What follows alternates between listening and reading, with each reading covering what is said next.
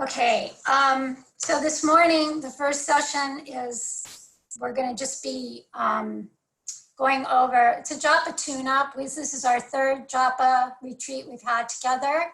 And I see some new faces. So for some of you, this will be the first time that you've been joining us. So we'll just give a quick review of what we've been working on to set the foundation for developing a JAPA community where we all support each other and can encourage each other. And my prayer and intention for this weekend is that we can all help each other strengthen and deepen our faith in the power of the holy name. So this month's retreat is on the theme is faith in Nam. So all of our sessions will be building on that concept of faith. Okay. After this, Dulal Chandra will be giving a talk on scripture and having faith in scripture and how that can support our JAPA. We'll have a little break from 11 to 11:15. At 11:15, I'll be doing a session on when bad is good, finding gems in misfortune. And then at 12:15 to 1, we'll have a JAPA circle. And from 1 to 2, Asha Maharaj will be giving a talk.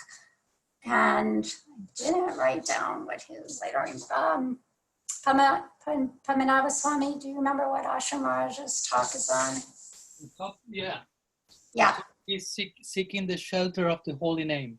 Oh, seeking the shelter of the holy name, wonderful. And then we will have another JAPA circle from 2 to 4.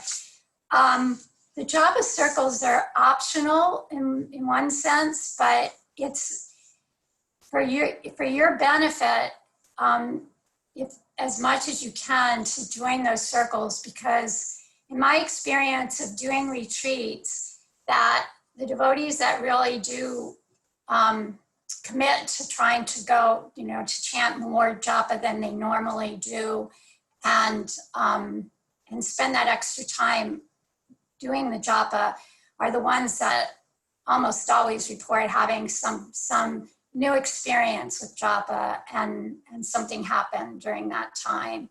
So I really, really encourage you all to, if you can, join us for as much as the JAPA time as you can. As you see, we didn't put a lunch break in there because we're trying to facilitate the European devotees mostly, because we were doing a big lunch break and then having something in the evening, and then the devotees that get on from Europe weren't able to join us in the evening, except for Sargra, he would stay up till 1 in the morning doing that. So if you can take a JAPA break, of some time during the JAPA circle, or you can bring, your lunch in and listen to one of the talks while you're eating, and you can just, put your camera on and turn off the camera so that you can eat in privacy and be able to watch. So many options here. Okay, so let's get started. I'm gonna just call on everybody and I'm gonna unmute you and then have you introduce yourselves. My name is Archana Siddhi. I think I know most of you, but there are a couple new people on. I'm gonna be the facilitator host this weekend along with Pamanava Swami. Just happy to be doing these retreats. I love helping devotees with their JAPA and helping myself with my JAPA, and this is what I found helps me the most, so that's why I'm totally committed to doing these. So I'm gonna unmute Pamanava Swami, and you're gonna introduce yourself quickly, except I can't unmute you. Let's see, there we go. No. Padmanabha Swami, can you? Oh, there Yeah. you go. Okay. Yeah. Yeah. Pranam to all of you. Pleasure to be here. I think I know all of you, most of you at least, and it's my pleasure to be being part of this retreat again. So I was without the camera, I was finishing some details, so I was multitasking, so I wanted to follow the rules here. Well, happy to be here and my pleasure to see all of you present here, whatever I can serve you these days, so we can serve the Holy Name together. That's my fortune. So, Nice. And your highlight for the last couple months? Oh, highlight from the last couple months. Oh, I was not thinking about that. Let's see. Well, last weekend we had a JAPA retreat that was really a highlight with the Spanish-speaking devotees. So it was very interesting, and we were chanting a lot. And I would say that will be one of my highlights, and hopefully this one may be an extra higher highlight, and we can continue going higher and higher in this regard. Thank you. Yeah. Oh, and my highlight has been having Padmanabha Swami stranded here in our neighborhood for the last 2 months and getting his association a lot. And so I've been very grateful for Krishna's trick. That was wonderful. Okay, Bhakta Prem Das. I'm going to unmute you. I don't know why it's not letting me unmute. Okay, can you unmute yourself, Bhakta? Good morning. Hello, everyone. I'm going to say where you're from and tell us where you're from and your highlight of the month. Sorry? Tell us where you're from and what the highlight, the best thing that happened this past month. I'm really happy to be here with everyone. I'm from Córdoba, Argentina. Here I am in the temple of Jagannath Balaya Subhadra with Swami Janardhan and other devotees. The last weekend, like Maharaj told, I was participating in the JAPA retreat here with Vaishnava Maharaj, Tripurari Maharaj, Gurudeva Tulananda, Padmanabha Maharaj, and I was really happy to increase in all these retreats, go deeper in the relationship with the Holy Name and what that means for us to have that opportunity to go deeper in the meaning, in the real meaning of the name. Thank you. And then we have the Bulgarian Yatra. You have to unmute yourselves. I don't know when this. Hello. Hello. Yeah. So We're a couple of devotees here. Do you hear us? Yes, we can hear you. So go around and introduce yourselves. Yes, so I will point. Haribo, my name is Radha Giridhari. Hi. I'm very happy to be here again because we participated, Mahaprabhu and me, I think it was 1 month ago on JAPA retreat, no? 2 months. Okay, time goes by very fast. And it will be very nice again to, how to say, get some fresh association and ideas about our JAPA, so I'm very thankful. Thank you. Wonderful to have you again. Hello, my name is Untitled Chapter. I'm happy to be with you. The last month I was already trying to strengthen my faith in the Holy Name, so I'm happy that the topic this retreat is on this theme. So yeah, I'm glad to be here. Very nice to have you join. Thank you. I'm Rasatvari Devidasi. I'm also part of Bulgarian Yatra. And I did not participate in the previous retreat, so I just was in the last one. Also the one about Diksha and Shiksha Guru. The first one I participated and it was super enlightening for me. I'm very thankful that you do this also for European devotees and you arrange the time so we can participate as well. Thank you very much. Thank you. Thank you for coming and joining us. Who else do you have there? Anybody? Yes, and I'm Mahaprabhu Das. I have the opportunity to participate on the first retreat, so I hope I can further and strengthen my understanding and practice of the Namaseva. Thank you. Jai, Hare Krishna. Hey, Dulal, are you on? Or are you just? I don't know if he is here on yet. Okay, Gopal Nandini and Krishna Chaitanya. You want to unmute yourselves and introduce yourselves and highlight of your month or intention for the weekend, either one. Whatever. I'm Gopal Nandini, and I would say my month has been a little low in the highlights. If I have any, it's just good conversations with Krishna Chaitanya. I'm just looking for, filling my cup up a little bit. And I get that the most through association and hearing from other devotees. So that's what I'm here for. Like, I'm Krishna Chaitanya Das, and to be honest, the highlight of my month has really been various people helping me to see in more detail and my own anarthas. So although it's been uncomfortable, it has been a growth experience for me. So, yeah. that means anybody that wants to tell Krishna Chaitanya that he has an anartha during the weekend, you're welcome to do it. What? Fighting. Oh, yeah. Yeah, I'm open. I'm ready. I already knew about many of my bad qualities, but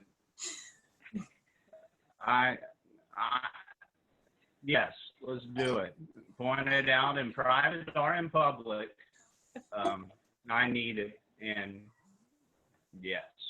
Yes, and the last retreat we talked about vulnerability. So you are role modeling that for all of us, what it means to be vulnerable. And I appreciate that very much. Okay, Gaur Gadadhar Das, would you like to unmute yourself? Hare Krishna. Hare Krishna. No speak English. Sorry. Oh, that's fine. We're welcome to have you. No speak Espanol. Padmanabha Swami, help me, please. Help me, please. Padmanabha Swami. Gaur Gadadhar needs your help. Yeah, here I am, yeah. Ya, estoy muy feliz de compartir con ustedes esta asociación en el canto del Santo Nombre y todo este bello kata que vamos a recibir. I'm very happy to share with all of you in this beautiful association and in the context of all this kata about the holy name that we are about to receive. Y voy a esforzarme por aprender inglés. I will make my best effort to learn English. Yay. Para aprovechar mucho su asociación y todo lo que necesito recibir de ustedes. So I can take full advantage of your association and of all those things that I need to receive from all of you. Ya, dándolas a todos. Thank you so much for joining us. And we're all going to try to learn Spanish. Nosotros vamos a intentar aprender español, dijo. It's on my bucket list, for sure. Okay, let's see. Mahaprema.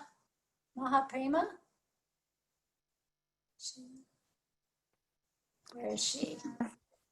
I'm here. Oh, there you are. Okay. Good morning, Dandabat to all of you. Well, Mahaprema here from Bogota, Colombia. Nice to be here. I'm glad. Thank you very much for devoting that time to arrange all this My highlight from previous month, well, I'm coming from a retreat, Spanish retreat in JAPA retreat, so I'm glad. Lots of insights from that retreat. So I'm happy now with the English retreat. Thank you very much. Wonderful. Thank you for joining us. And then we have, let's see, Mandrani. This is a very dear old friend of mine that I haven't seen in a long time. She was my son's Gurukula teacher, and the only reason he turned out to be a nice devotee, or one of the main reasons, is because of her wonderful association, and I'm forever grateful to her on many, many levels. So welcome, so nice to have you join us. So nice to be here. I'm from Alachua, Florida now, and I joined the retreat so that I could uplift my consciousness by having this wonderful satsanga. I have a lot of faith in satsanga, and my hope is to deepen my relationship with the holy name, particularly by letting go of some of my fears of coming close to them, and or anything else they want to help me with. Wonderful. And highlights for the last month. I think one of my highlights has been just viewing a lot of online classes, particularly by young devotees, and being really amazed throughout the world how many advanced and qualified young devotees have, so that the movement is going to go on very well in the future. Nice, nice.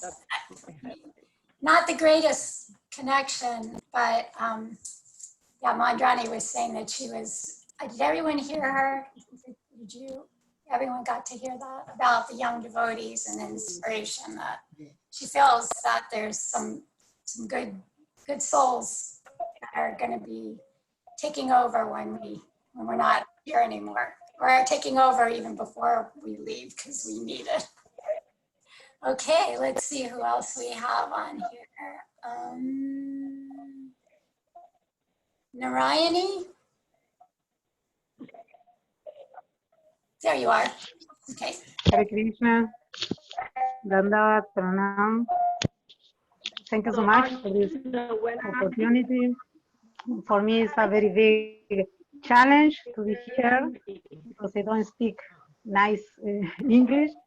But this is a good occasion for training my Shravana, Namkata, and in English especially. I'm from Uruguay, but I live in India 3 years ago. And I came from the last week from the Spanish yoga JAPA retreat. And well, I'm very happy for your appreciation. Thank you so much. Yeah, so we hope that it's going to be an even better experience this week. Okay, let's see, Saigrahi. There you are. You have to unmute yourself. I did. Can you hear me? Yes, perfect. All right. Yes, highlights of last month, it's definitely also listening to the lectures and connecting on the Zoom. And last week it was Guru Maharaj was giving lecture and so many devotees from South America joined. So it was wonderful to see them all as well. So, and definitely I'm on this retreat taking part mostly for the holy name, getting deeper and get your wonderful association, at least in this way. So that's what I'm hoping for. Thank you very much for that opportunity. Saigrahi's been at all the retreats, so she's well versed in what we're doing. Okay, who else do we have here? Sumati, are you? No, she's. Okay, she's not picking up. Okay, and we have a 919 phone number.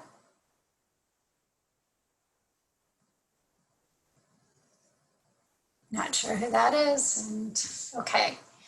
All right. Well, we're going to go ahead and do our little JAPA tune-up here. I'm going to share my screen, and we're going to go over just a few points about the JAPA that hopefully we'll keep working on and improving every time we have a retreat. So let me see.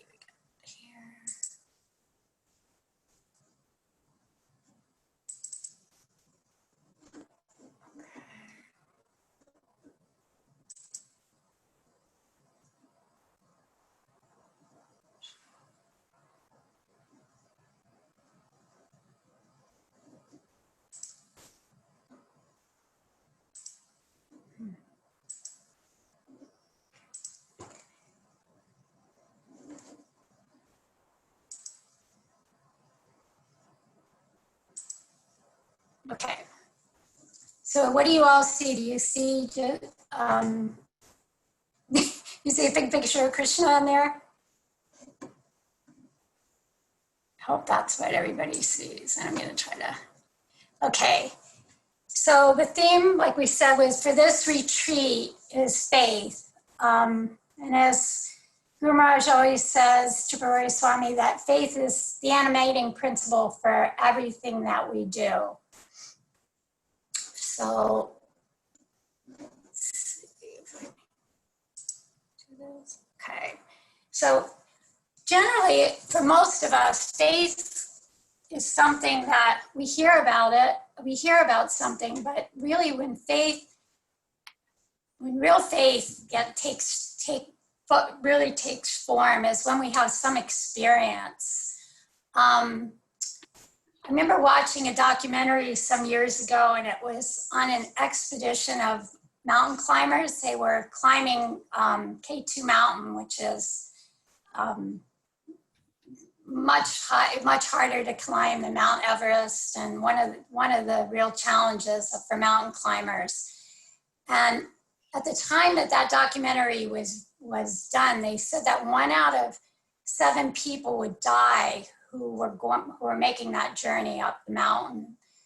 So it just really made me reflect and think, well, what possesses a person to take such risks to endure like the freezing cold temperatures and really the brutal physical exertion of climbing to the top of a mountain? And I was thinking it's the experience. It's the experience. These people have climbed up to top of mountains, smaller mountains in their lifetime, and they've had some exhilarating experience in the past, and now they're going for an even greater challenge with the hope of having such an experience again, or even more enhanced experience.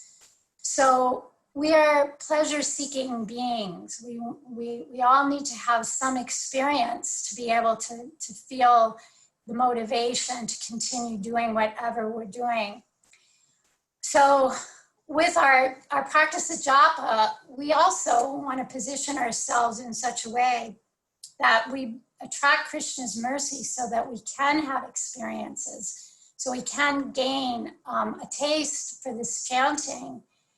And this means we have to dedicate ourselves as much as those mountain climbers or someone training for the Olympics does. I mean, you see these people, they're just on it every day, hours and hours of practice, you know, and it's getting stronger physically, mentally. So we're actually, you know, going for the highest goal, something far greater of a treasure than, you know, getting to the top of a mountain. I mean, we're actually going to obtain an eternal treasure that just keeps increasing forever. It's never ending. So how much more we should want to put into that, to the endeavor of becoming, you know, really expert chanters and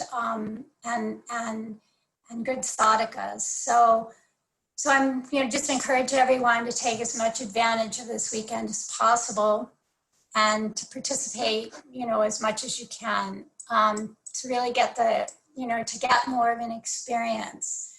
We want to increase our commitment to our daily practice. And one of the things that I've found with devotees is to make it more concrete, like how every day we are having experiences and we just may not be so aware of them.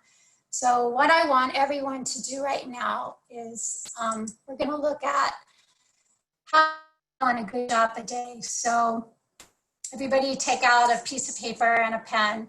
Hopefully you have that nearby. And just write down, how do I feel on a good JAPA day? And by the way, this beautiful devotee on the screen is a picture of Pranada, who many of you know. Quite a few years ago, I think she was about 16 in this picture. So write down as many things as you can think of how you feel on a good JAPA day. So I'll just give you a couple minutes to do that.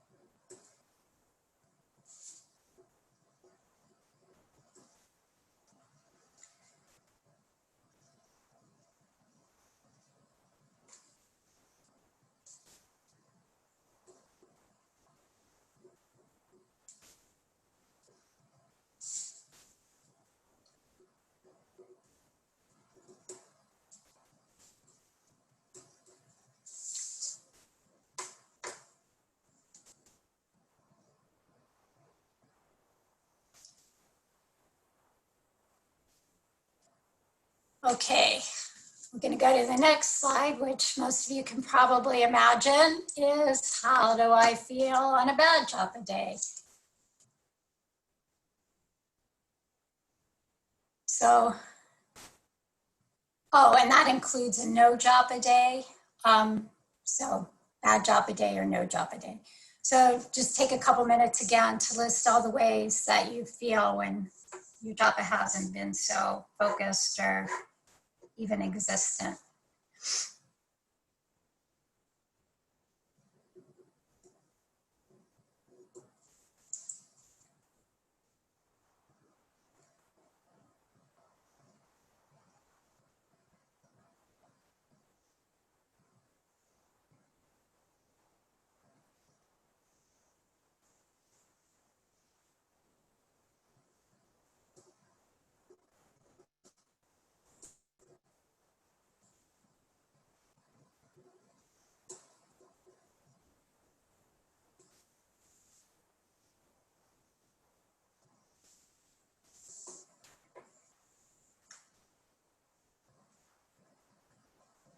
Okay, and then right at the end, this is just a very short PowerPoint. At the end, we're going to break up into breakout groups, and you're going to get to share this with other devotees in your group. So let's see. So how can I become a gold medalist chanter? So the question that we need to ask ourselves is, do I want to be a casual chanter or a champion chanter? So we get to decide. That's our, our free will. We can mold our lives accordingly. So we're just going to quickly review some of the behaviors that we've talked about in the last couple of retreats that really do set us up to become a gold medalist chanter. So let's look at those quickly. Okay, tomorrow starts tonight. So getting to bed early. I would say this is really one of the things that devotees tell me is the hardest thing for them is getting to bed early. And of course, getting to bed early means what? We get up early. And that's that important because the best time to chant JAPA is early morning. I think everyone has had that experience. This is a time that the energy of goodness is prevalent in the atmosphere, and it's just much easier for the mind to be still and be focused and really hear the chanting of the mantras. It makes a huge difference. And to make that commitment to doing this practice can make all the difference in the world. And it's, you know, it seems deceptively easy, but it seems to be a real challenge for a lot of us. So something to keep working on. So staying healthy, exercise and eating a fresh, healthy diet. Again, something that seems common sense and deceptively easy, but to do it and be committed to it, it's something, you know, just like somebody who's training for the Olympics, you know, you talk to them about the kind of exercise and the diets that they follow, and it's impressive. So in the same way, we need that motivation and commitment. Time management, invest your time wisely. It will bring you the greatest wealth. In the past retreats, we've looked at these 4 quadrants of time management, where we want to spend most of our time. The first quadrant is short-term crises and problems. They're the things that are important and urgent. This is a mistake on there. They're not important. Well, they're urgent.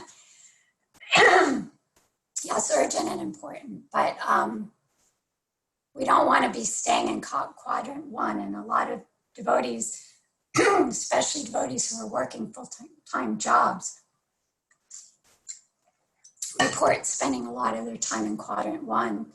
Quadrant 2 is important but not urgent. And these are the things that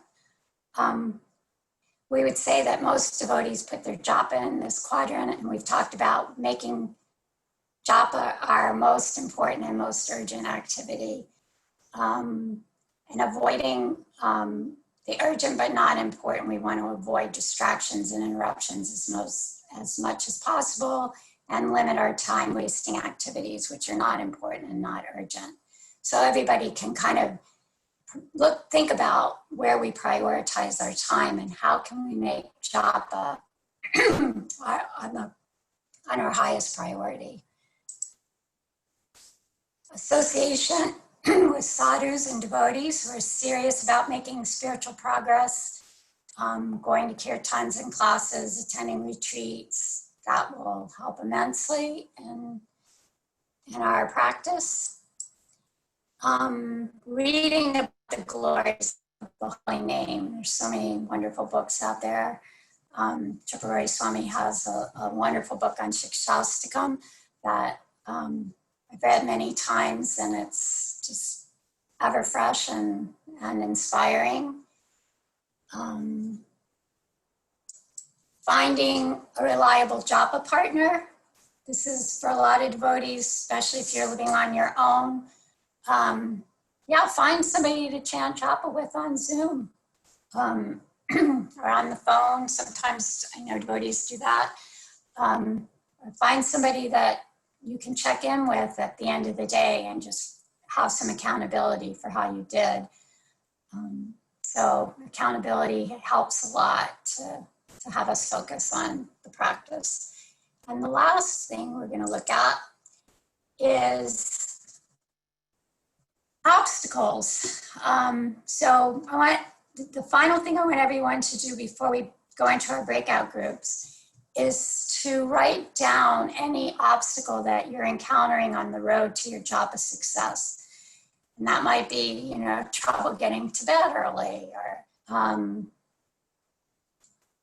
Facebook addiction. I mean, so many different things devotees have reported in the past about what they're finding is their big obstacle on the path. So take just a minute to think about deeply what the main obstacle or obstacles are right now that you're facing.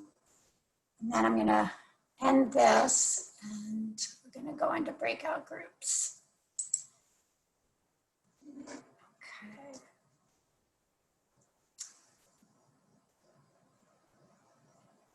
So for any of you that haven't been on a breakout group on Zoom, you're going to disappear into a cloud with other people. It's very mystical. Yeah, we've got that Bulgarian yatra, so there's a bunch of you. I'm not sure, this does it randomizes. You have 5 people in there. We're not going to be able to, maybe, yeah.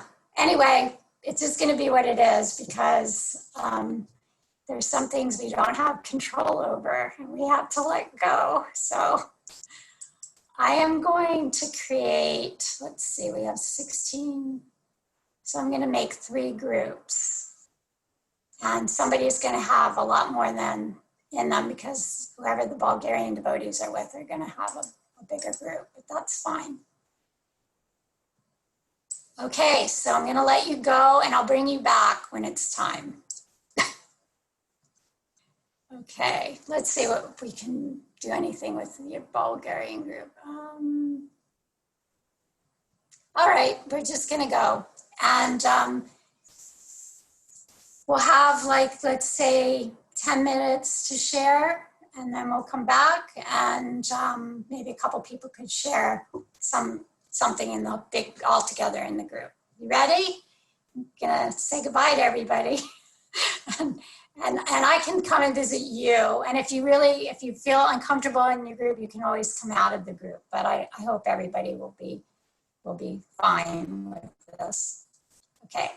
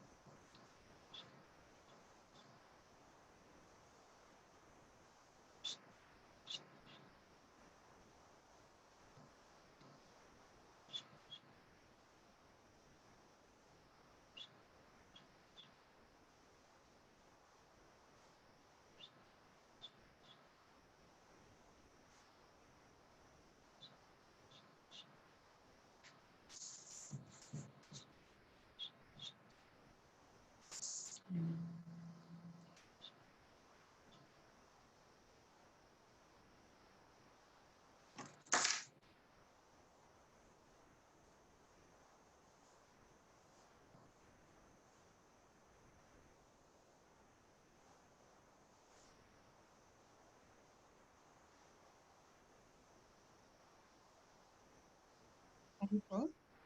Haribol. Yes, pronounced I'm sorry, I was disconnected a bit with no electricity. I saw you have a room. Yeah, we have rooms. I wonder if I can put you in a room. No problem if you, yeah. Just wondering how I can do that. Maybe with the Bulgarian yatra. With the Bulgarian yatra, okay. Hmm? Let's see, how to do that. Or any, doesn't matter. Yeah, let's see.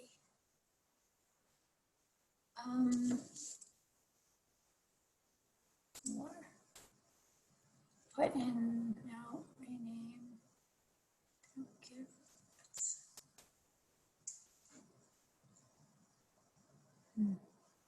Because I know you can go in and out of the rooms, but how to do that? I can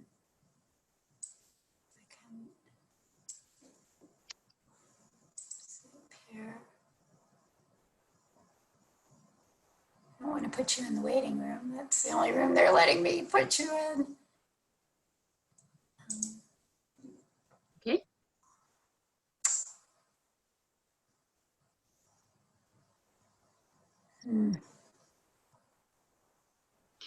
No problem. I can wait for the next moment. Yeah, it's just going to be like 5 more minutes that they're going to be. Yeah, no problem. Yeah, Yes. I'll have to look up how to do this because. Yeah, no problem. Okay, good. I will wait. Thank you. Let's see. Let's join. 3. I don't know.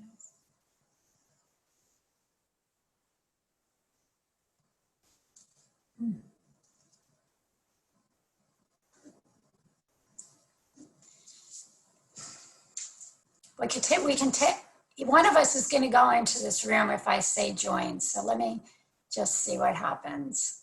Okay. Okay. It says that.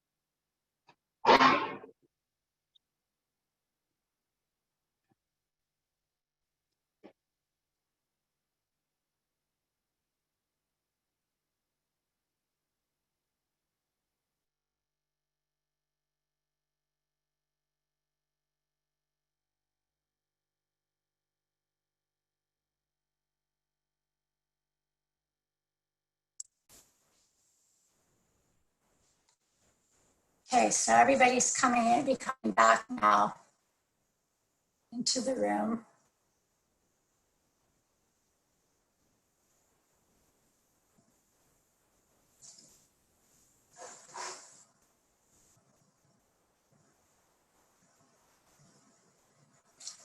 Such an interesting technology. It's a magic show. Totally.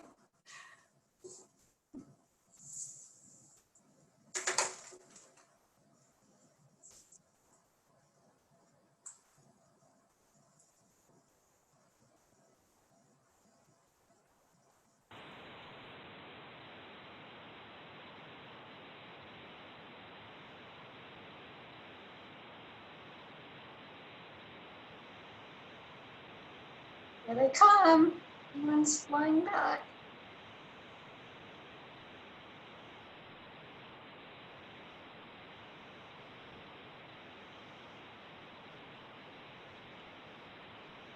Yeah, it's back. Yeah, I think everyone's coming back now.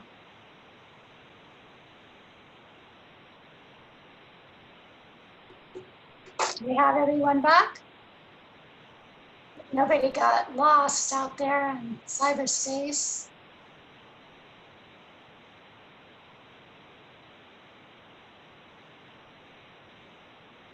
Okay. So did you have enough time to do your, did everybody have enough time or did you need more time? Good. Bulgarian devotees gave a thumbs up and they had the biggest group. So I'm hoping that means that the other groups had time too. Okay, we're going to continue. We have some time tomorrow. We have a half an hour tomorrow morning where we have another breakout group. So we can use that time to share some of what you all talked about and we'll think of something else to bring into the mix too. So I think that's tomorrow at 10 to 10:30. So we'll have another opportunity for that. And also at the end of the presentation I'm giving this morning, it's also going to be a breakout group and sharing some important insights that you all have. Okay, I don't want to run over. I'm going to try to be really conscious of being a good timekeeper as a facilitator. So next presentation is Dulal Chandra. And he is going to be giving a talk on faith is sustained by spiritual wisdom. So he's very dedicated to learning and teaching the Siddhanta, the Tattva of Gaudiya Vaishnavism, because sometimes misconceptions can enter in or creep into a society of Vaishnavas and communities and can actually lead us a little bit astray in the way that from where we want to go from our goals. So he always gives very nice talks and presentations. So we are welcoming Dulal Chandra. Hare Krishna. You hear me okay? Yes, can hear you. And mute some people here. So everybody mute your microphones. It's,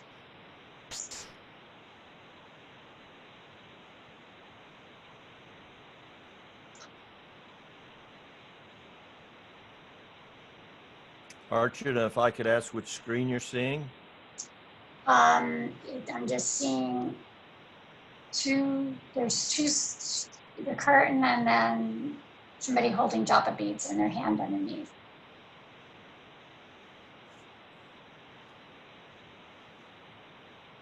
And now you're seeing just the curtain? Yes, just big curtain.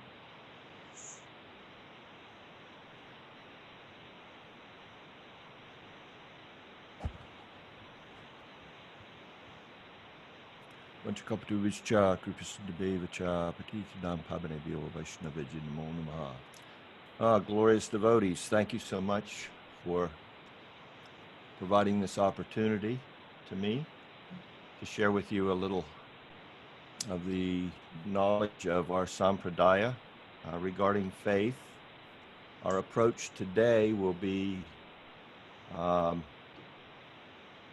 primarily through what has been provided by Srila Vishwanath Chakravarti Thakur and also Srila Jiva Goswami.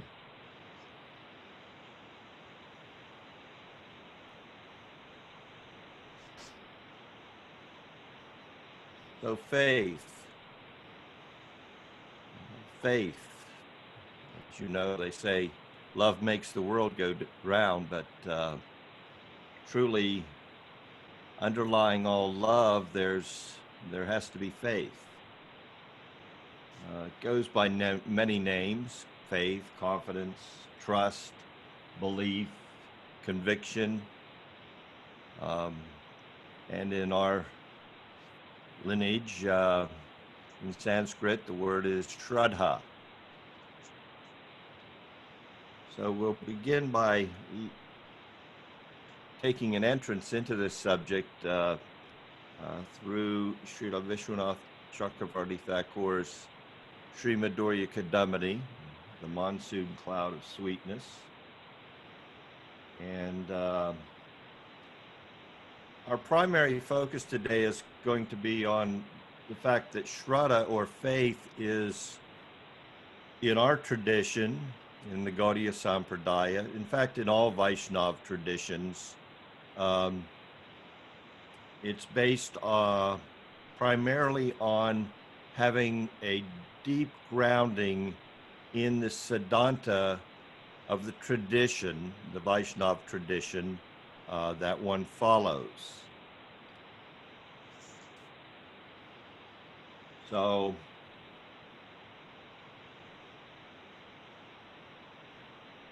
I also want to, in beginning this presentation, I guess in today's nomenclature we'd say give a shout out. I want to offer some special respect to Sri Anantadas Babaji. He's given us a presentation, and it has been given in English by his disciples of Sri Madhurya Kadambini, and we find in his commentary there a true reconciliation, a harmony in all the different insights from all the major acharyas in our Gaudiya tradition. So we're going to kind of take this look at faith through the lens of Madhurya Kadambini to begin with. And as you know, Madhurya Kadambini is primarily based upon two verses by Srila Rupa Goswami from Bhakti Rasamrita Sindhu, speaking about gradual stages of the development of our devotional life. And this development of devotional life has been likened to a creeper. So naturally one would ask, well, what is the source, the Bhakti Lata Bij? And Srila Jiva Goswami in his Laghu Tosani commentary to the Srimad Bhagavatam has said that this seed comes to humanity, or to an individual jiva, through the association of sadhus. And it is the intention or the desire to engage in Krishna bhajan. And it's the Sanskrit terminology there, this intention is called mati. Now really the intention is coming from the sadhu. The sadhu has some desire to benefit humanity out of his merciful dispensation. And of course, his dispensation is coming in disciplic succession. It's coming because he's received such mercy himself, and he is, as a Vaishnav, he just can't keep it to himself. He has to spread it in human society. So we find that this is the beginning of Krishna consciousness of an individual jiva. And it is truly this desire of a devotee who has received bhakti to pay it forward, to allow others to have access to the great mercy that they themselves have received. This mercy begins to develop in the beginning in the jiva, in the aspiring devotee, through faith, through Shraddha.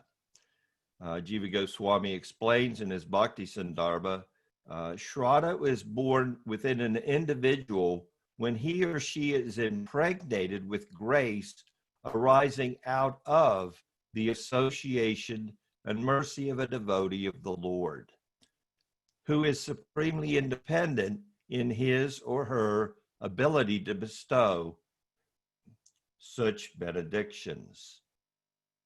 Faith is the sole requirement for unalloyed devotion.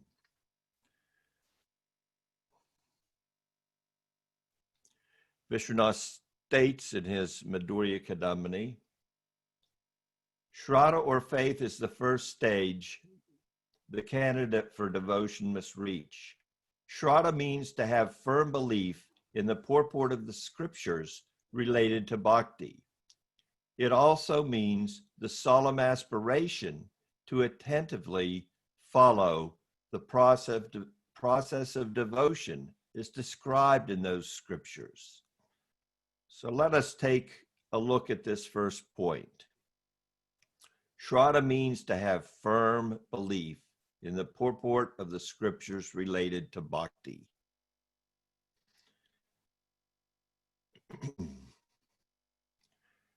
So we're going to take one small step backwards and talk about faith in general, as Krishna did to Arjuna on the battlefield.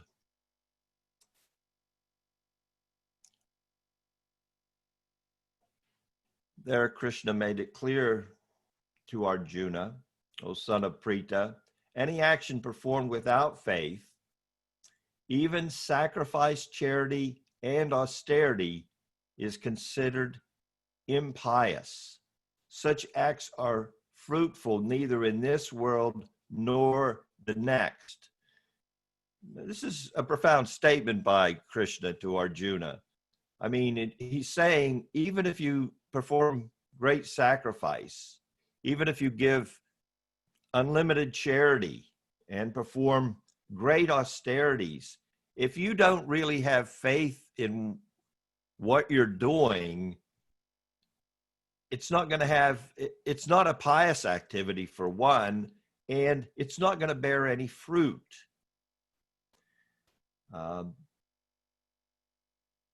So we can see that any endeavor made in human society requires faith in order to bear fruit. And that applies both to actions under the modes of material nature for material results, actions in with a desire to attain freedom from material nature, to attain moksha, actions to attain the great powers of the yogis, the siddhis, whatever endeavors are taken up, whether they be under the influence of the modes of material nature, or if they be free of that influence and be totally under the direction of the spiritual energy, the Swarup Shakti, unalloyed devotion, faith is the underlying foundation upon the successful entrance into those practices and the attainment of the goals desired from them.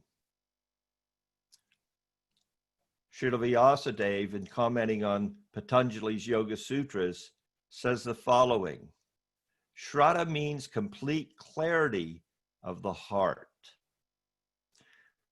Like a loving mother, it protects the yogi. Faith means the removal of the impediment of doubt combined with a favorable attitude towards one's practice. Shraddha acts like an attentive mother, lovingly protecting her child. The deeper one's Shraddha, the more the heart becomes favorably inclined, leading to absolute success in one's endeavor. So we can see how profound Shraddha is in any endeavor. And as far as the application of Shraddha, and Shraddha specifically in relationship to our practice, Krishna instructs Uddhava at the end of the Bhagavatam. He says, faith in Atma is in Sattva, faith in prescribed karma is in Rajas, faith in irreligious activities is in Tamas, but faith in my devotional service is beyond the gunas.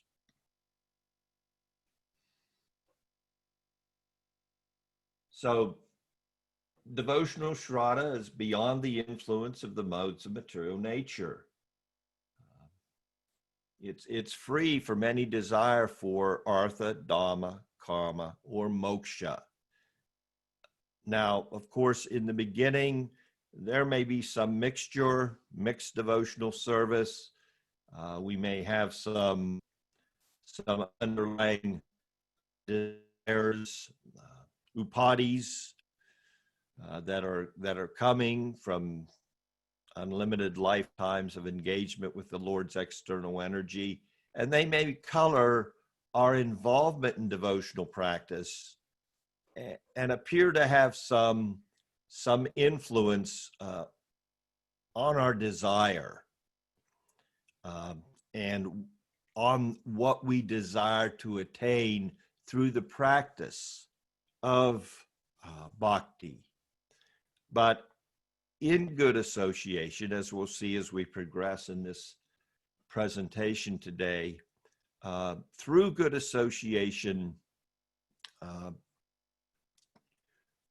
our faith can be properly situated through knowledge, and through that proper foundation of faith, these unwanted anarthas. Anartha, what is an anartha? It's a misplaced value. It's putting our faith, it's putting our heart into something that really, artha means artha. What is that? Economic development or material gain. It's putting our faith in something that really has no value. So eventually all these anarthas will fall away as we strengthen our faith deeper and deeper through good association. Sri Chaitanya Mahaprabhu instructs Sanatana Goswami, Shraddha is confident, firm faith that by rendering transcendental loving service to Krishna, one automatically performs all subsidiary activities. Such faith is favorable to the discharge of devotional service. Such a profound statement. The bhakta, he learns in good association that unalloyed devotional service, the foundation of unalloyed devotional service, which is beyond the influence of the modes of material nature, is so much situated under the Lord's personal guidance and within the umbrella of the Lord's Swarup Shakti, that whatever is to be attained is attained through that specific spiritual energy of the Lord. And what we find in our tradition, in our reading of the sacred texts, is that we have a perspective wherein we draw from those texts an understanding that whether one is aspiring for advancement through karma kanda, advancement into the heavenly realm, advancement into a more pleasurable arrangement in material nature, a chance to, what do we want to say? We want to live with the gods. Whether we want to advance in yoga and yoga cities, whether we want to advance in knowledge of what is matter and what is spirit, to the extent that we can extricate ourselves from all that is matter and attain liberation. That all of these endeavors, without a touch of the Lord's internal Swarup Shakti, even these endeavors will be fruitless without a touch of bhakti. So our approach and our understanding of the significance of the Lord's internal potency is quite profound.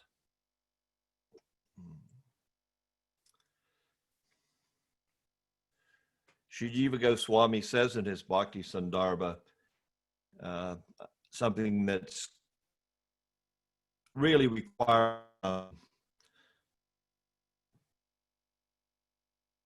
some true contemplation on our part. He says there in the 173rd Anucheta, Shraddha and Saranagati are considered to be synonymous. Shraddha means faith in the import of Scripture. Shastra informs us that one who does not surrender to the Lord is fearful, whereas one who surrenders to the Lord is fearless. Therefore, taking shelter of Krishna is the symptom that Shraddha has manifested in a person. So when we look to these divisions of surrender, Anukuyasya Sankalpa, we'll bring up that verse in a second, we see that this taking shelter, having complete faith, he is my protector, he is my maintainer. Without that protection and that maintenance, there's no hope, there's no possibility for me. And what Jiva is pointing out here is the initial evidence to our grasping of the significance of true faith is when this aspect of Saranagati, this full surrender to the Lord and the full understanding that only the Lord can protect me.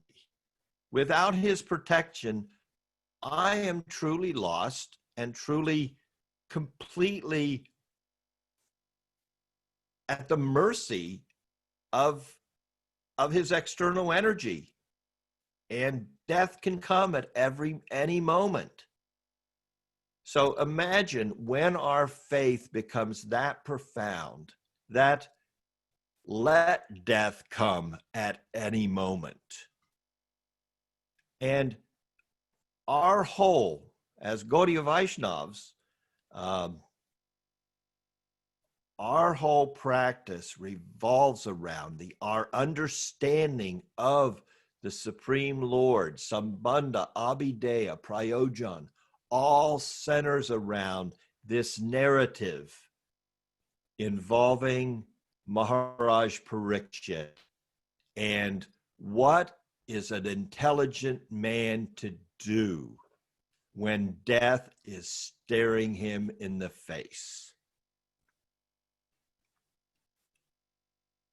So just to remind ourselves, I'll bring up the verse of surrender from the Hari Bhakti Vilas, Anukuyasya Sankalpa Pratikuyasya Varjanam, Raksishyati Visvaso Gotripve Varanam Tata, Atmanikse Pakarpanye, Sadvida Saranagati. The 6 divisions of surrender are the acceptance of those things favorable to devotional service, the rejection of unfavorable things, the conviction that Krishna will give protection, the acceptance of the Lord as one's guardian and master, self-surrender and humility. So I think it's important that we remember Jiva Goswami's equating faith and surrender as much as we can from time to time, and that if there is, when we come to a point where there may be some lacking of faith, we can look to, well, where is my surrender today? Is my heart fully surrendered in these divisions from the Hari Bhakti Vilas? And if we see that maybe there's some lacking there in our consciousness, then that might be a key to why there's a little bit of trepidation in our dealings in the external energy, in material nature. I mean, there's danger at every step. We're walking on a razor's edge. So many, the great sadhus, they say it so many ways that, we need all the help we can get. But this help, this foundation is based on knowledge of our true being, of our true self, and of our true spiritual relationships. And this level of surrender is a testament to the level of our faith. Vishwanath continues in his Madhurya Kadambini. Shraddha or faith is the first stage. It's again back to the same verse, and then we're going to go on to the second statement here. Is the first stage the candidate for devotion must reach. Shraddha means to have firm belief in the purport of the scriptures related to bhakti. It also means the solemn aspiration to attentively follow the process of devotion is described in those scriptures. So we've discussed the firm belief, and now we come to a solemn aspiration to attentively follow the process of devotion as described in those scriptures. We'll now go again to Krishna's instructions to Uddhava at the end of the Bhagavatam, near the end. Krishna says to Uddhava, having awakened faith in the narrations of my glories, being disgusted with all material activities, knowing that all sense gratification leads to misery, but still being unable to renounce all sense enjoyment, my devotees should remain happy and worship me with great faith and conviction. Even though he is sometimes engaged in sense enjoyment, my devotee knows that all sense gratification leads to a miserable result, and he sincerely repents such activities. So we're seeing here the stage of Anista Bhajana Kriya.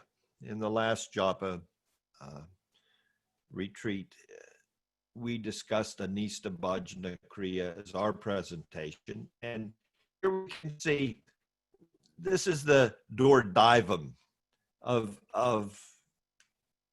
the beginning sadhaka, who's yet to reach the stage of Nista. But he knows whenever still there is some interference from the miseries of material existence, still some desire is coming. He recognizes it for what he is, and he pushes on. He doesn't let it overwhelm him. Jiva Goswami makes a similar statement. A devotee continuously attempts to achieve perfection, whether he is successful or not.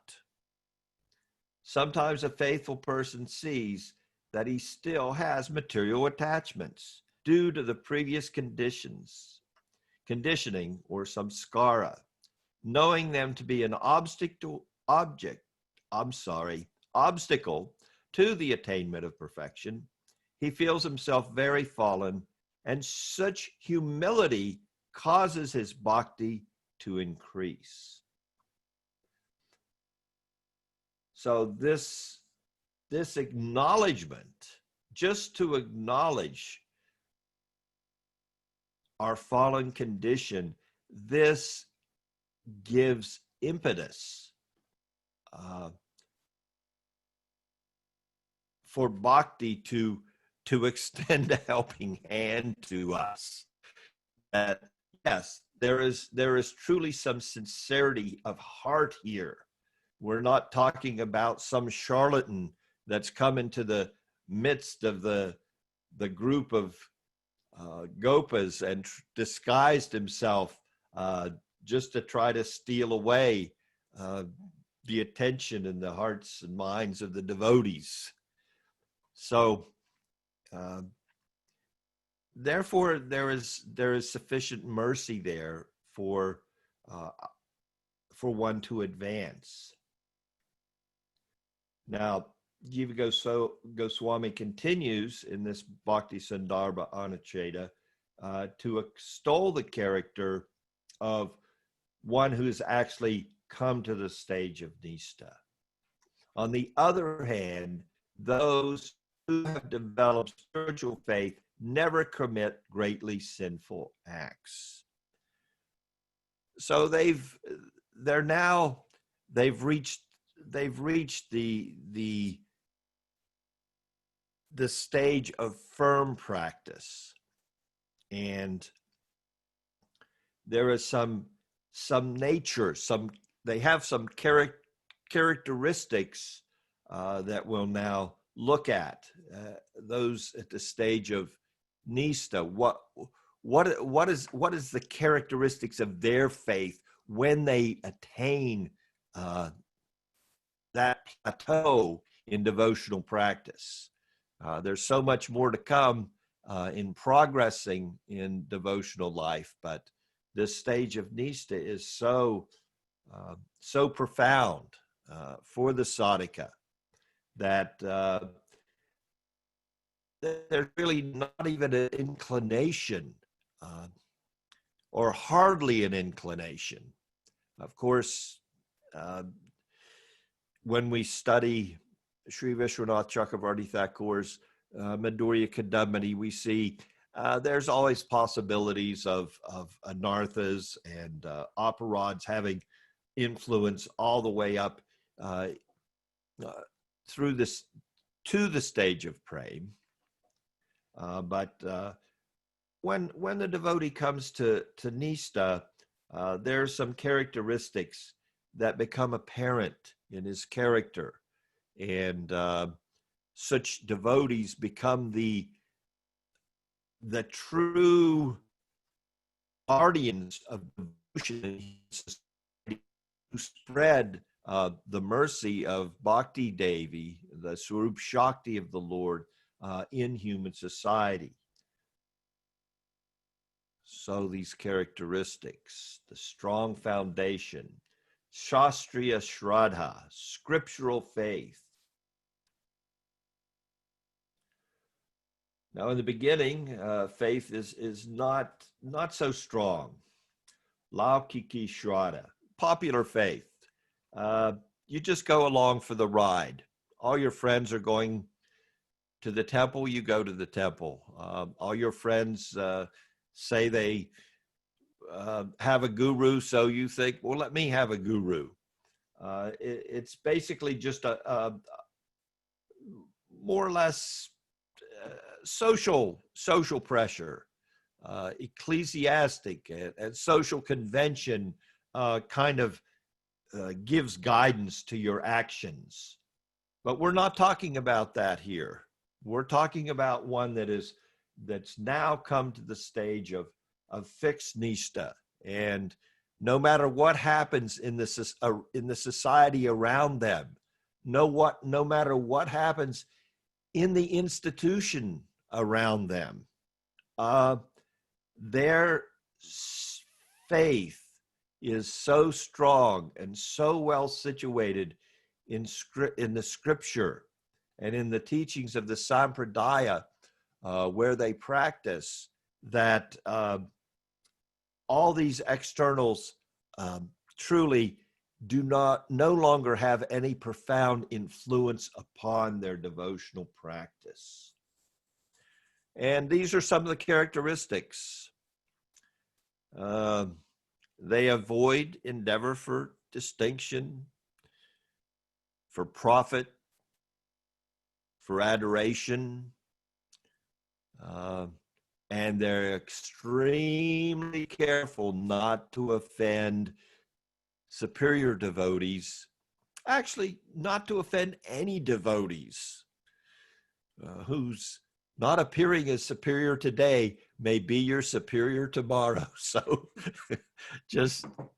we should take great care. A faithful devotee is a truly eligible candidate for the loving service of the Lord. According to one's faith, one is classified as a topmost devotee, an intermediate devotee, and an inferior devotee. As I said, our presentation today is centered to a great extent on Srila Vishwanath Chakravarti Thakur's Madhurya Kadambini, and being so centered on that presentation because personally I find that this understanding of Madhurya Kadambini as to our progressive advancement in devotional life is so important. It's a roadmap. It shows us where we are. We can judge by what Vishwanath has given us there, where we are in our devotional practice, and it shows us what should be the goal, where we are going, and then it shows us how to get there. What are the practices to get there? So in Madhurya Kadambini, we have this clear presentation wherein the different stages and the different devotees at the different stages are clearly delineated. And of course, Sri Chaitanya himself made such delineation in his instructions to Sanatan Goswami, Shraddhavanjanahaya Bhakti Adhikari, Uttama Madhyama Kanista Shraddha Anusari. A faithful devotee is a truly eligible candidate for the loving service of the Lord. according to one's faith. One is classified as a topmost devotee, an intermediate devotee, or an inferior devotee. So the yardstick of the devotee's advancement, be it Kanista, Madhyam, or Uttama, is based on the degree of their faith.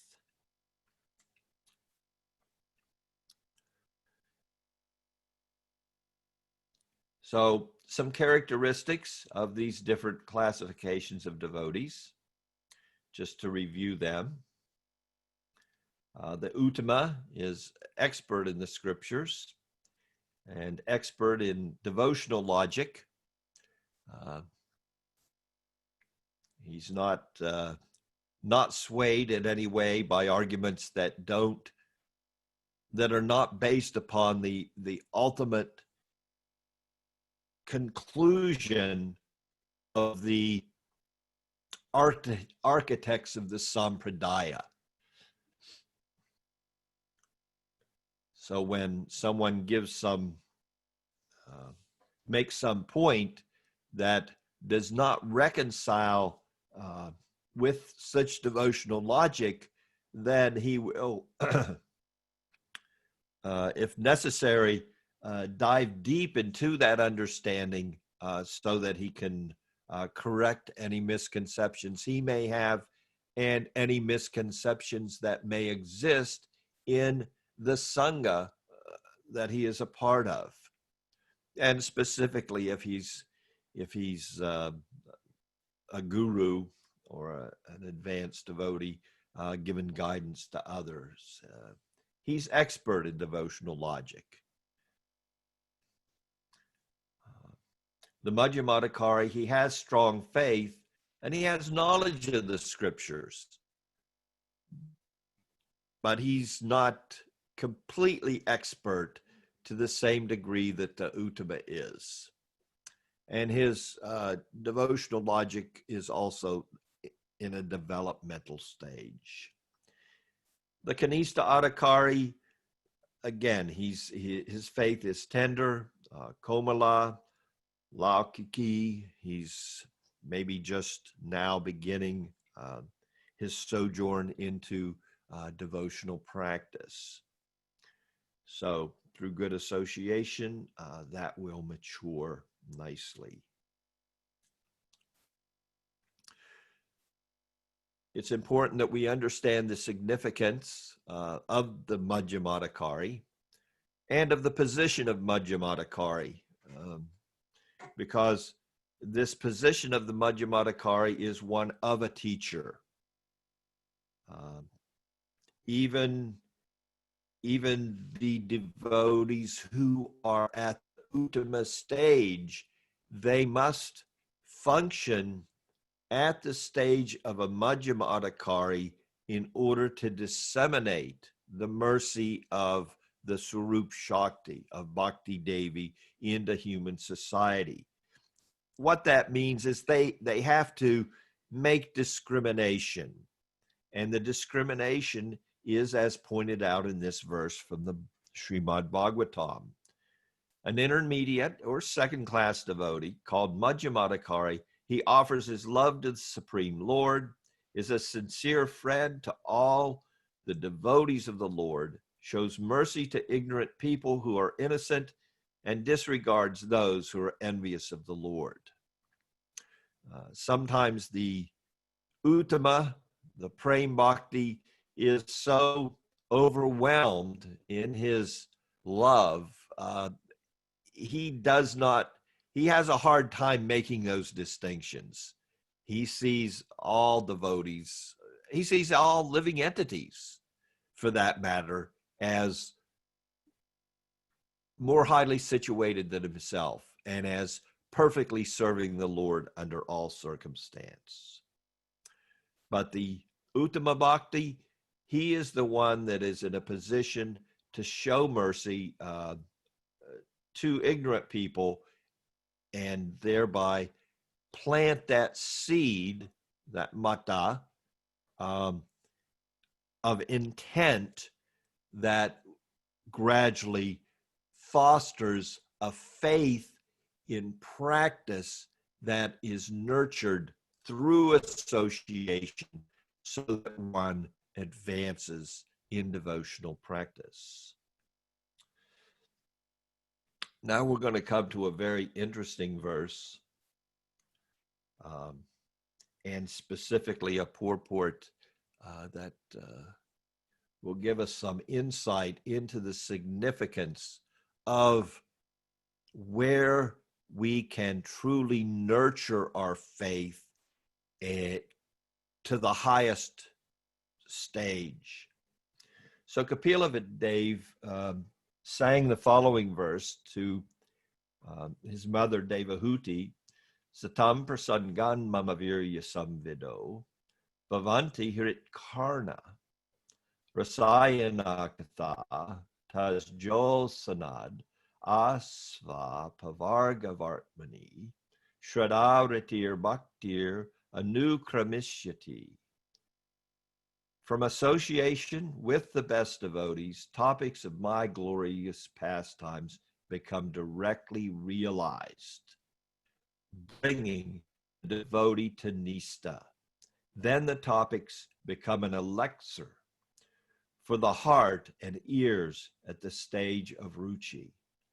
By taste for these topics, asakti, bhava, and then prem for the Lord, who is the destroyer of material life, quickly develop in sequence. So what I'm going to share with you now is a very profound commentary on this verse by Srila Vishwanath Chakravarti Thakur. And he writes in his commentary, only by association with devotees does the mind develop attraction to the Lord. The stages are described here. The previous verse mentioned that association should be desired. Then faith first arises. From excellent association of the devotees, stories of my pastimes become nectar to the ears. So the verse didn't just say sangha, it said prasanga, excellent association. My pastimes become nectar from hearing in excellent association, topmost devotees. Well, what if I just hear from devotees that are not on the topmost platform? That's okay. Vishwanath continues, from inferior association, there is only stories do not become nectar. Hearing is good, but relishing is better.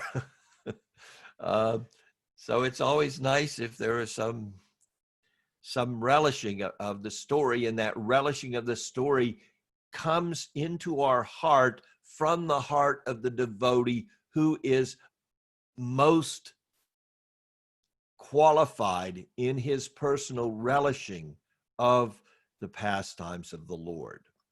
So all meetings of devotees are good. Meet and hear from the superlative devotee, that is certainly the best, as Vishwanath says, as he continues in his commentary. Thus, from excellent association, the stories cause anartha nivritti. Then those stories cause nista. Those stories become directly realization of my great qualities. Those topics then produce ruchi. They are pleasing to the ear and heart. From the taste of those topics, asakti, and then bhava for the Lord who destroys material existence appears. Then prem follows in this order. So we can see that Vishwanath, speaking in his commentary to this famous verse about hearing from the topmost devotees, the Uttama Bhaktas, who are functioning at the stage of the Madhyama Bhakti and providing us an opportunity to hear the katha of Krishna from their lotus lips. And in such hearing, it's not just bhajana kriya. It goes well beyond that. Hearing from such elevated devotees pulls us stage by stage. The stages is outlined in Bhakti Rasamrita Sindhu and unpacked by Vishwanath himself in his Madhurya Kadambini. All these stages, Anista, Anartha Nivriti, Nista, Ruchi, Asakti, Bhava, Prem, automatically pulled up in that superlative association. And that, my dear devotees, that bhakti explained by me now, Vishwanath says, will be preached in the world following this sequence. So this is our Gaudiya tradition. This is what needs to be and will be disseminated throughout the world. The excellence of hearing Krishna Katha in the association of the topmost devotees. Srila Jiva Goswami in his Bhakti Sandarbha also breaks down a couple divisions of faith. I thought I would just present those to you so you would have knowledge of them. One is Vichara Pradhana and one is Ruchi Pradhana, as he points out in his Bhakti Sandarbha. The Vichara Pradhana is based on logic and argument, and Ruchi Pradhana is based on relishing devotion. Jiva says there in his Bhakti Sandarbha that Vichara Pradhana, such devotees who are inclined, they're intellectually inclined devotees. They get a particular kind of faith and taste for discussions related to the Supreme Lord.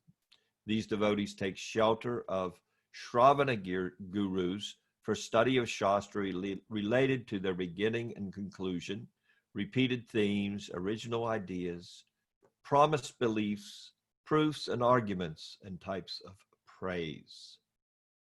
Such hearing and reflection helps rid doubts of impossibilities and misconceptions regarding scriptural revelation, fostering steady faith.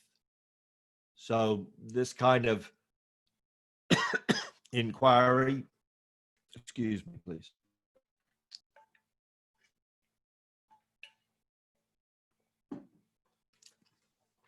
Based on logic and argument, helps eliminate difficulties in understanding. In the Krama Sandarbha, Asambhavana, where doubts related to the possibility of the object of knowledge existing can be erased by hearing. Reflection is the means of cutting all doubts about spiritual conclusions, and direct experience of the object of truth will get rid of such doubts related to oneself, the impossibility of attaining perfection, and the false concept of self. I think it's important to understand that this approach, Vichara Pradhan, based upon logic and argument, we understand that this last point is the most significant for the Gaudiya Vaishnava. That our practice is based upon the understanding is presented in the Bhagavat Purana, and this is a Purana wherein we're talking about the experience of both the speaker and the experience of the presenter. Remember that Srila Vyasadeva, he was not content, and therefore he entered into samadhi by the grace of Narada, and he could see the shortcoming in his presentation for the upliftment of humanity. And in a similar way, his son, Sukadeva Goswami, he was already a Jivan Mukta. He was free of the influence of the modes of material nature. But he also had experience of spiritual taste simply by hearing some select verses from the Bhagavatam. And that experience is what drove his spiritual practice. So this is our aspiration. This is our desire. This is the goal. If we were to look to anything as to the goal of JAPA, we want to rid our mind of any material influence and fix fully ourselves in a transcendental awareness of the Supreme, an awareness that results in experience. The Ruchi Pradana, such a bhakta is attracted predominantly by taste of Leela. He's really not motivated by much of a taste for the intellectual process. Simply by hearing the Lord's pastimes from the sadhus, they acquire a taste for those pastimes. And their faith steadily develops the more they hear from the sadhus those transcendental narrations of Krishna Katha. So just a little further explanation by Srila Jiva Goswami. We'll come to a conclusion here of our presentation today regarding faith by looking to something that was spoken by Maharaj Parikshit to Uttara. If you have yet had the time to enter into study of the Brihat Bhagavatamrita, we know the whole journey of Gopakumara, and now Maharaj Parikshit is summarizing everything, and he says the following: by your own endeavors, dear mother, please try to reach Sri Goloka. Now he's just narrated to her how Gopakumar went everywhere and eventually ended up in Goloka. So now he's saying, by your own endeavors, dear mother, please try to reach Sri Goloka, the deep ocean where the flood of all transcendental bliss finds its ultimate limit. Just by going there, you will eternally relish all sorts of most sweet, loving exchanges with that same Supreme Lord. So her question at the beginning of the narration of Brihat Bhagavatamrita is, I know your time's short. In fact, you probably should be awaiting that snake bird at any minute to come and take your life. But I wasn't there. So could you kind of summarize everything that you heard from Sukadeva Goswami? Just give me the essence of the essence of the essence in a very concise package, so I can also benefit from his instructions to you. And that, based upon that sincere inquiry from his mother, we have the narration presented by Sanatana Goswami of Brihat Bhagavatamrita, the second part of which is this story of Gopikumar's sojourn through all the various, I guess we would call them, levels of spiritual awakening that led him to a direct experience of the Lord in Golok, based upon the mantra that he had received at the very beginning of his journey from his spiritual master. He received his mantra, but not much instruction. So this prompted him on a journey that culminated in him entering into the direct association of Krishna and Raj.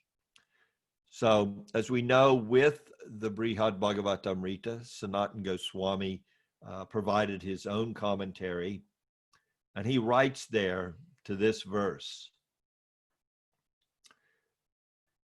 that Maharaj Parikshit spoke to his mother. Out of affection, teaching the end result, he summarized the meaning of the subject. O mother, by your own endeavors, achieve going to Golok, the deep ocean of the ultimate limit of the highest complete bliss, since just by going there, all your desires will be fulfilled. The one attains this goal by the great mercy of the Lord. It takes place by the sadhaka's great faith in and attachment to the sadhana. The mercy of the Lord does not arise simply by being indifferent to everything. Just by going to Golok, various pastimes most indescribable or previously described with Madan Gopal will manifest again and again without break.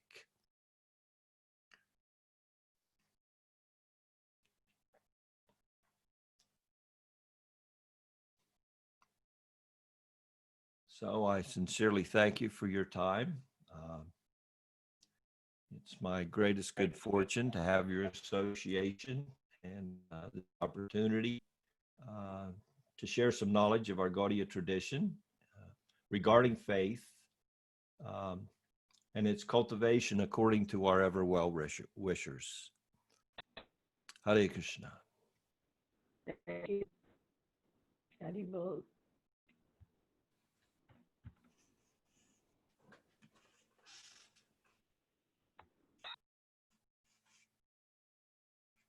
Are there any questions? Who's saying something? I can't hear her. Thank you, Dulal. Chandra. I just want to thank you for that really very beautiful, clear, concise, enlightening presentation on how our faith is sustained by spiritual wisdom, especially in the association of advanced Vaishnavas. It was a wonderful presentation. Thank you very much.